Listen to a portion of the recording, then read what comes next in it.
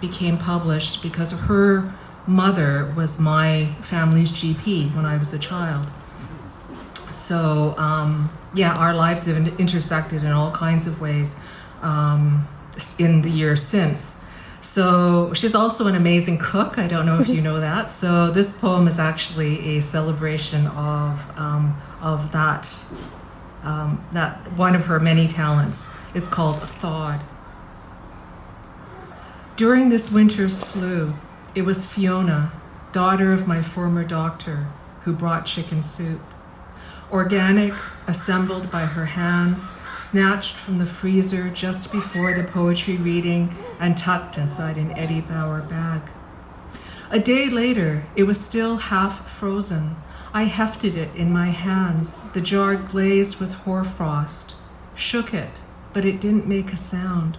Its contents creamy as pig fat, speckled with spice, a salty trifle wobbling atop a murky, sandy crust. I wrenched the lid and an odd slurry slid into the pot, a miniature aquarium blooming with Arctic ice flowers, snow crystals hazing the surface, a strange sorbet with jellied layers. I have to say, it didn't look promising.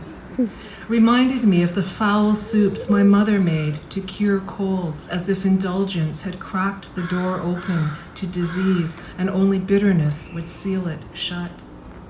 I fished a string of chicken skin, gray and tentacular, out of the depths, shrugged, plopped it back in, scraped it all in, and waited.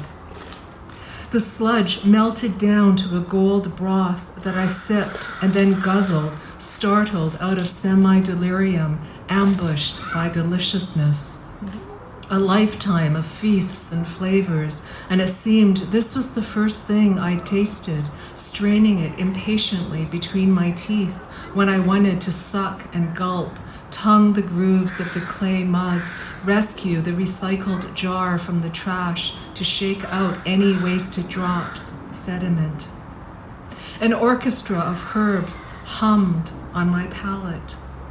I didn't know my own greed until a blister the circumference of the roof of my mouth began to form, a bubble of broth billowing like a tiny hot air balloon.